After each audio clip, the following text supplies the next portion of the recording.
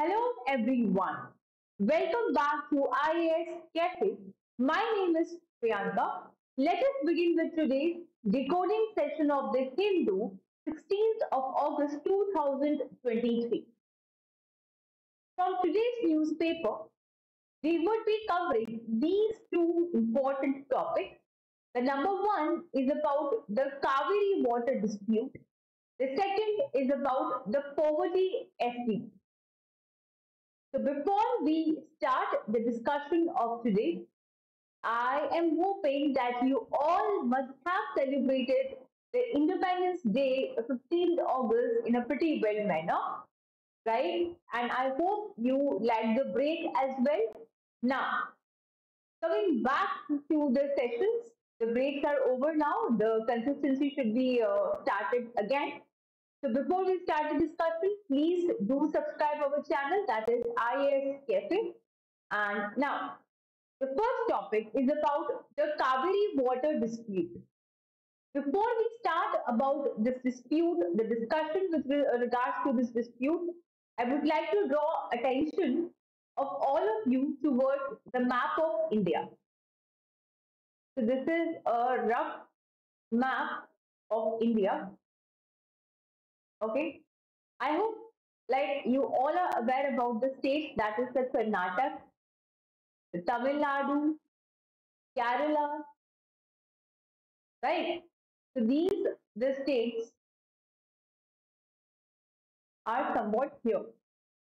So when we talk about the state of the Tamil Nadu and Karnataka, they have surrounded the share of Kaveri water. So Kaveri is a river which is flowing in the peninsular part of India, right? And there is a dispute between the state of this Karnataka and the state of Tamil Nadu. And this dispute is not something new.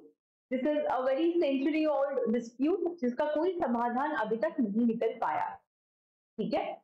तो यहाँ से आपके पास जो Kerala state है, जो Tamil Nadu state है, कर्नाटक और जो आपके पास यूनियन टेरिटरी है यानी कि जो पुडुचेरी है, इनके बीच में ये डिस्प्यूट हमेशा से चलता आ रहा है. बहुत सारे जो डिस्ट्रिक्ट इन स्टेट्स के वो टोटली डिपेंडेंट है कावेरी रिवर के लिए for the irrigation, while the city Bangalore है get its most of the water from this river Kaveri river. अब 19th सेंचुरी जो है उसका डिस्प्यूट को हम समझते हैं. 2018 का जो जजमेंट था उसमें सुप्रीम कोर्ट ने यह अग्री किया that Karnataka, that Bangalore is a world class metropolis in need of the water infrastructure. The Supreme Court ordered the Karnataka to give 177.25 million cubic feet. अब देखो ये कितना पानी किसको मिला है या सुप्रीम कोर्ट ने इसमें क्या बोला है, उसको एक सेकंड के लिए हम साइड में रखते हैं. पहले जो वाटर का डिस्ट्रीब्यूशन होता है, सॉरी, कि किसी भी रिवर से वाटर का जो शेयरिंग है वो किन बेसिस पे होता है. So there are two criteria. Number one is about that when the water availability is higher than the average water in the year it flows, या फिर water availability is equal to or less than the annual water flows. तो ये दो condition है जिसके basis पर water को share करते हो. तो हमारी कॉन्स्टिट्यूशन में क्या पानी को लेके जब दो स्टेट के बीच में झगड़ा होता है, डिस्प्यूट होता है, तो is there any provision? Yes, there are constitutional provisions for the interstate water dispute as well. The number one is Article 262 Clause 1. It provides that the Parliament may by law provide for the adjudication of any dispute related to any interstate river or river valley. Then Article 262 subclause 2 empowers the Parliament to provide that neither the Supreme Court nor any other court shall exercise the jurisdiction in respect of any such dispute. तो जब यहाँ पे parliament को एक supreme power दे रखा है, तो इसी के चलते हुए एक्ट पास किया गया था, interstate river water dispute act 1956. ये अमेंड हुआ because of article 262 of the constitution of India. फिर आता है हमारे पास 7th शेड्यूल जो है कॉन्स्टिट्यूशन का, जिसमें यूनियन लिस्ट जो है स्टेट लिस्ट, कॉन्करेंट लिस्ट के अंदर आपके पास जो सब्जेक्ट है वो डिवाइडेड होते हैं। तो यहाँ पे स्टेट लिस्ट की जो एंट्री नंबर 17 है, which says, which talks about the water, that is water supply, irrigation, canals, drainage, water storage, water power subject to entry 56 of the union list. अब यहाँ पे entry 56 क्या कहता है? That is regulation and development of interstate river and river bed. अब हम समझते हैं कि सुप्रीम कोर्ट का जो जजमेंट था 2018 का वो क्या था। देखो, सुप्रीम कोर्ट ने अपना जो वर्डिक्ट दिया था 2018 में, उसमें वो बोलते हैं that the sharing of the Kaveri water among Tamil Nadu, Puducherry, Karnataka and the state of Kerala, इसको इन्होंने एक नेशनल एसेट, ये जो कावेरी रिवर है इसको एक नेशनल एसेट का दर्जा दिया और कंफर्म किया दैट इस मुद्दे के अंदर, यानी कि ये जो डिस्प्यूट है, ये जो कावेरी है जिसको हमने नेशनल एसेट बोला है, यहाँ पे principle of equality of interstate river water जो है लागू होगा। यहाँ पे इक्वालिटी जो शेयर है वो होगा। लेकिन the judgement concluded the Kaveri water dispute tribunal did not take into account, लेकिन जो ट्रिब्यूनल है उसमें इन्होंने जो डिस्ट्रीब्यूशन है वो इक्वल बेसिस पे नहीं किया। अब ये डेटा आप देख लेना कि 14.7 कहाँ किया, तमिलनाडु में, या 1922 इतना किया, जबकि होना क्या चाहिए था, इक्वल बेसिस पे होना चाहिए था। अब कावेरी वाटर मैनेजमेंट स्कीम 2018 क्या बोलती है, the centre established CWMA, that is the Kaveri Water Management Authority, and the Kaveri Water Regulation Committee. So it is a permanent body and will be to regulate and control the Kaveri water releases with the assistance of Kaveri Water Regulation Committee. It acts as a technical arm and it will ensure the implementation of the final award by periodically collecting the data regarding the levels, inflow, storage and the release of water. तो पूरी तरह से जो power है वो उस committee को मिल गया। क्लियर है? आपको जो मेनली ध्यान में रखना है वो ये है कि आपका होगा कि कावेरी रिवर ओरिजिनेट कहाँ से होती है, कावेरी रिवर की जो ट्रिब्यूटरीज है वो कौन सी है, कावेरी रिवर कौन कौन से स्टेट में फ्लो करती है। पहला तो आपको जो क्लियर करना है इसका जोग्राफिकल लोकेशन क्लियर करना। Second, with respect to the polity कि आपके पास इंटर स्टेट जो वाटर डिस्प्यूट है वहां पे पार्लियामेंट का कितना पावर है, या फिर सुप्रीम कोर्ट का कितना पावर है, या फिर कॉन्स्टिट्यूशन के कौन से प्रोविजंस में इसके बारे में लिखा हुआ है, ये आपको इसमें ध्यान रखना है। ठीक है, कैन वी मूव फर्दर?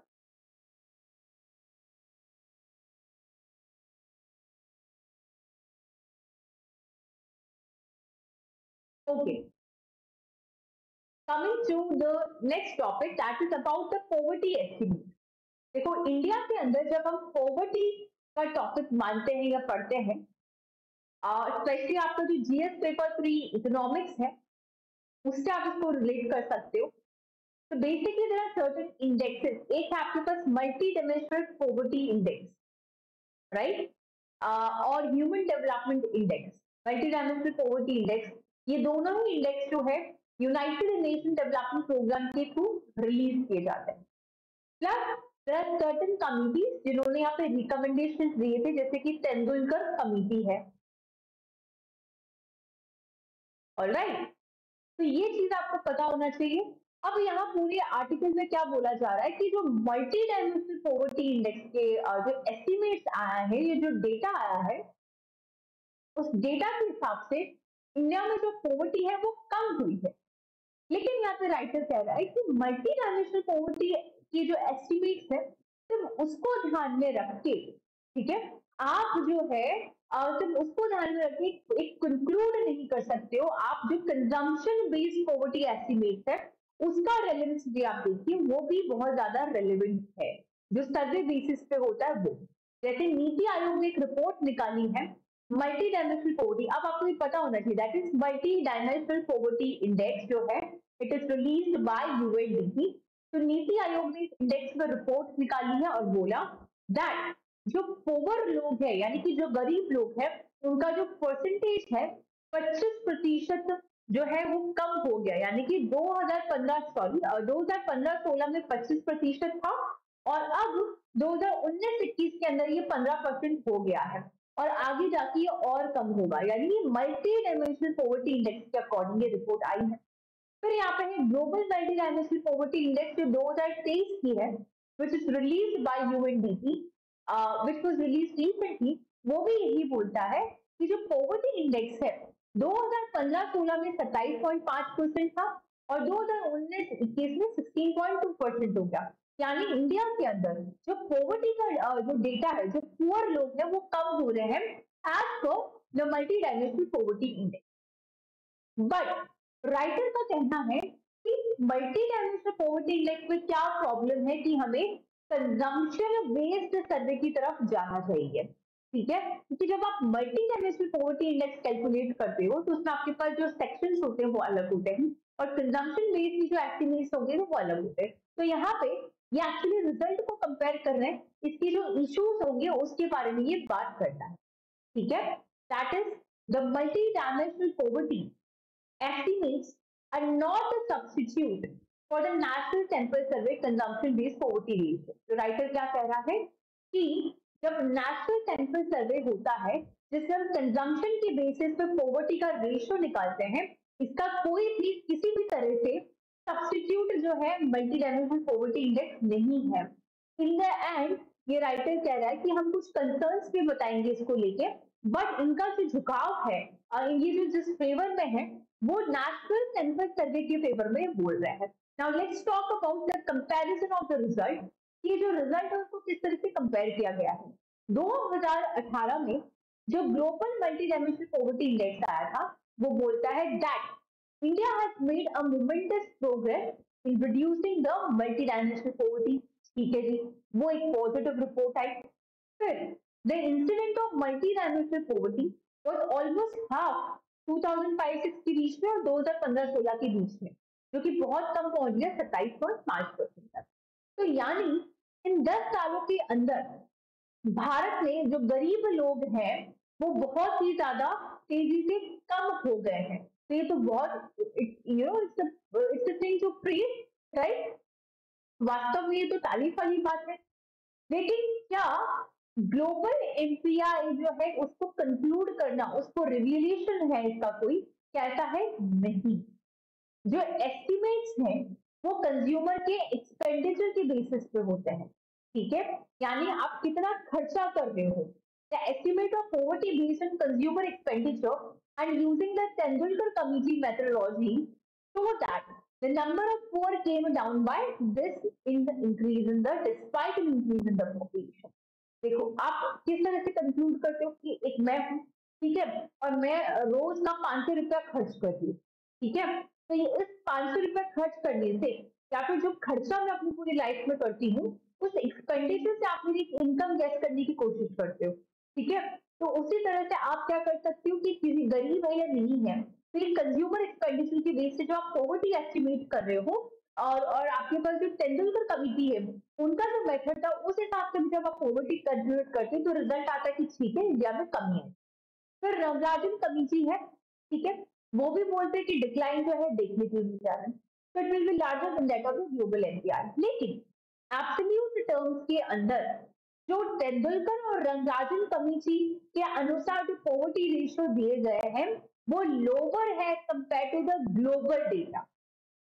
देखो, the search for the non income dimension of the poverty, यानी मैं कमा रही हूँ खर्चे की बात कर रहे हैं, stems from a view that in terms of the capabilities approach to the concept and measurement of poverty, some of these are the capabilities may not be tightly linked to the privately purchased consumption basket in terms of which poverty lines are currently drawn.